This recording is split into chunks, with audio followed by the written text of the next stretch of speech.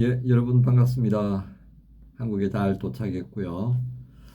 어, 이제 여러분과 함께 또 인사 나눌 수 있는 시간이어서 감사하네요.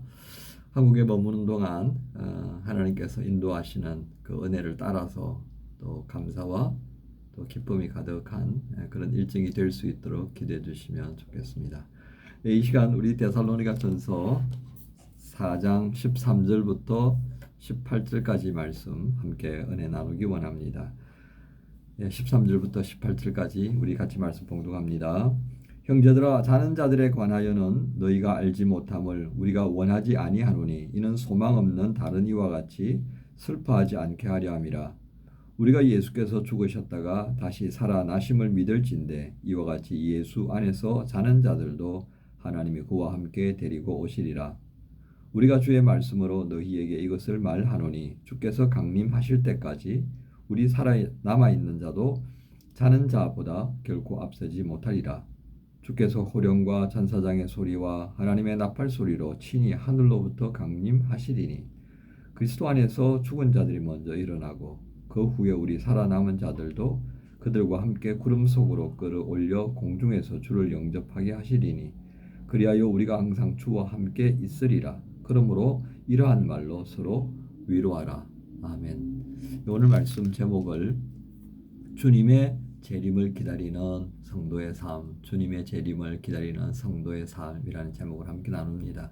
중심 구절은 14절입니다. 우리가 예수께서 죽으셨다가 다시 살아나심을 믿을진대 이와 같이 예수 안에서 자는 자들도 하나님이 그와 함께 데리고 오시리라. 바울은 이제 4장 후반부에서 주님의 재림 그리고 부활 때 성도의 부활, 주님이 다시 오시고 성도가 부활하고 하는 이런 부분들에 대하여서 조금 더 설명하는 것을 우리가 볼 수 있습니다. 왜냐하면 한 달 정도의 체류 기간밖에 없었던 바울의 가르침에는 기독교 신앙의 모든 부분들을 세세하게 다 설명할 수 없었을 것입니다. 그래서 바울에게는 늘 그러한 것이 아쉬움으로 남아 있었죠. 특히 초대 교회는 임박한 주님의 재림이라는 그렇게 곧 주님께서 다시 오실 것이라고 하는 것에 대한 강렬한 그런 소망을 가졌던 시기였습니다. 그러니 이 재림 그리고 이어서 부활 이것에 대한 정확한 이해가 없다면 자칫 혼란스러운 일도 일어날 수 있겠다 싶은 것이었습니다. 아니나 다를까 바울의 귀에 디모데가 전해준 소식들은 데살로니가 교회 신자들 가운데에 이 재림에 관한 신앙을 붙들고 그 믿음을 굳게 지키고는 있는데 간간히 이제 곧 주님이 다시 오실 텐데 우리가 일하면 무엇하느냐 그렇게 해서 일을 놔버리는 이들이 있더라는 겁니다. 그러면 어떻게 합니까? 다른 지체들의 또 도움을 받을 수밖에 없죠. 근데 한 번, 두 번이면 또 뭐 그냥 우리가 성도의 나눔이라는 측면에서 할 수 있겠습니다만 그것이 이제 일상이 되어져 버렸다. 어떻게 되겠습니까? 왜 나만 일해야 돼? 너희들은 왜 안 해? 그러면 주님이 곧 다시 오실 텐데 뭐하러 그러냐? 그럼 일하는 나는 뭐야? 이제 이중곡선으로 막 그냥 복잡해지는 현상들이 생겨난 것입니다. 그래서 바울은 염려하게 되고요. 또 하나는 이제 부활을 맞이는 그 주님의 재림 때 부활을 기대하는 사람들이 있는데 그 데살로니가 교회 신자들 가운데에 그는 주님의 재림을 보지 못하고 죽는 그런 성도들이 있지 않겠습니까? 그 굉장한 애통함으로 이제 보게 되는 겁니다. 그래서 자 이것을 어떻게 이제 좀 정리를 좀 해줘야 될까 하는 고민을 가지고서 바울이 오늘 13절부터 18절까지의 말씀으로 쭉 정글을 합니다. 중요한 부분들은 어떻습니까? 주님의 재림 때에 먼저 죽은 이들이 부활하게 될 것이다. 그리고 지금 살아있는 신자들이 그들을 위해서 공중으로 들려지게 된다라고 하는 것을 우리에게 말씀합니다. 그래서 14절에 우리가 예수께서 죽으셨다가 다시 살아나심을 믿을진데 이와 같이 예수 안에서 자는 자 먼저 돌아가신 성도들은 이와 같이 함께 데리고 오신다는 거예요. 함께 데리고 오신다.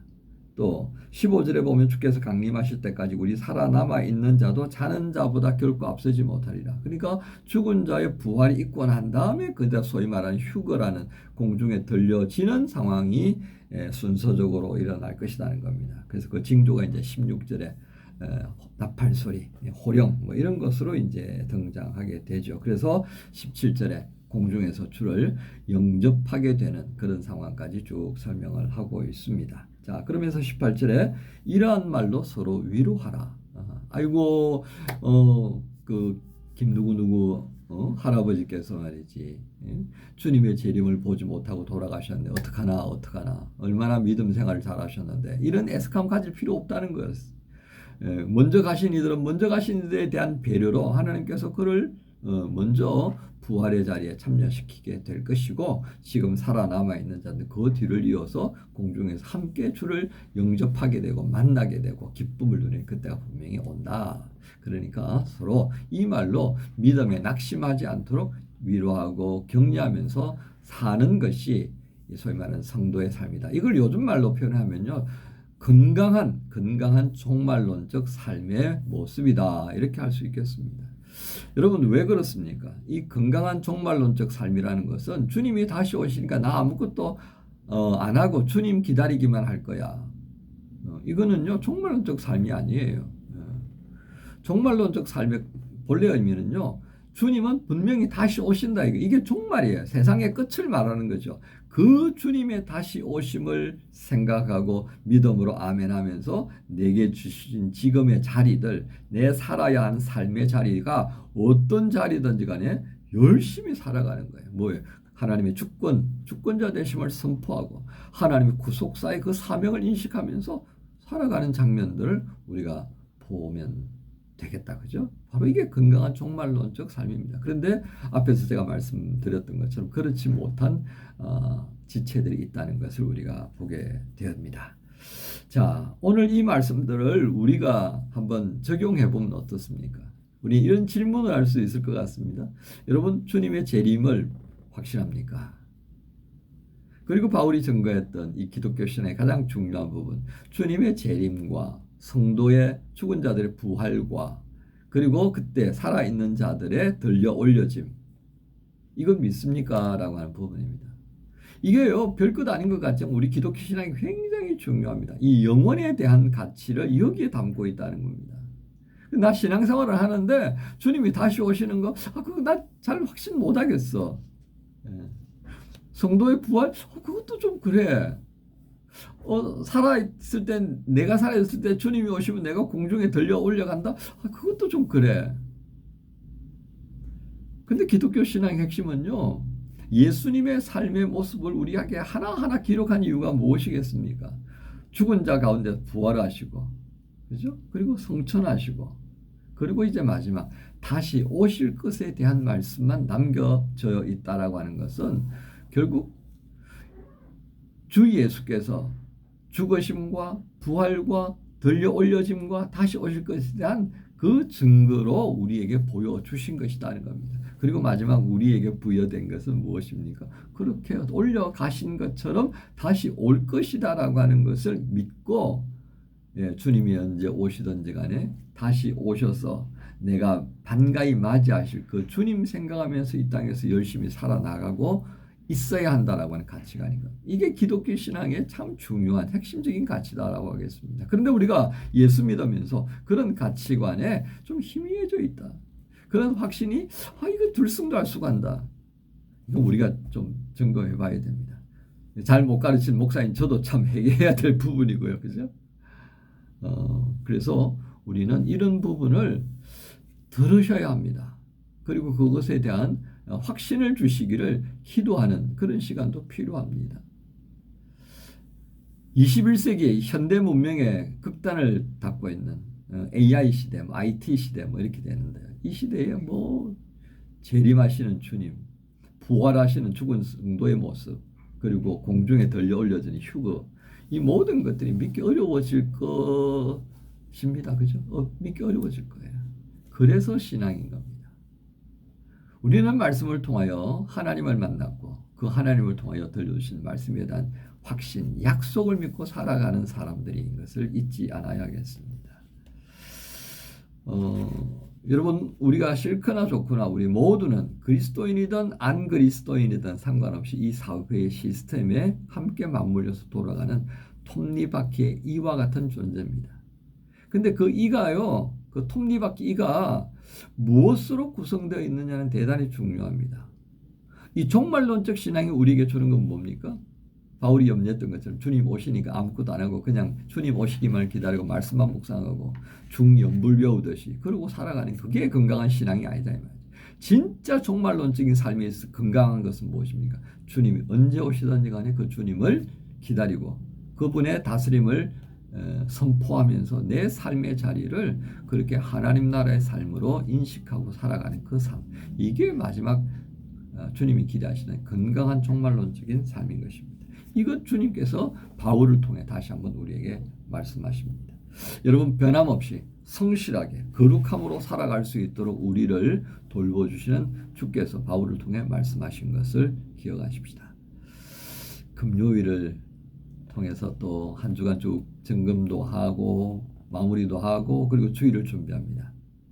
그 과정에 정말 주님의 재림, 성도의 부활, 그리고 성도의 휴거, 이 단어들을 내가 얼마만큼 생각하면서 믿음 안에서 살펴보며 살아가고 있는지 한번 점검하시는 복된 기회가 되시면 좋겠습니다. 그로 인해서 주님의 재림을 기다리는 성도의 삶에 대한 부분이 우리에게 소홀히 여겨지지 않기를 기대합니다. 여러분 모두를 우리 주님 예수 그리스도의 이름으로 축복합니다. 주님 감사합니다. 잊혀질 수 있는 주님의 재림, 죽은 성도의 부활, 그리고 살아있는 자들의 휴거, 이 부분에 대해서 다시금 우리가 기도하며 또 주의 은혜 가운데에 설 수 있도록 이끌어 가시는 주님의 도우심을 구하며 기도하게 하시는 것 감사합니다. 자칫 잊어버릴 수 있는 이 기독교 신앙의 가장 중요한 가치들 우리가 다시 한번 되새김질하며 2023년의 삶의 자리이지만 종말론적인 삶의 자리에 서서 신앙의 건강함을 유지할 수 있도록 인도하여 주옵소서. 아직 믿어지지 않는 지체들에게 주님 다시 오심, 죽은 자들의 부활, 성도의 공중에 들려 올려짐과 같은 이 의미들이 그렇게 확신되어질 수 있도록 도와주옵소서. 예수님 이름으로 기도합니다. 아멘. 다시 오실 예수님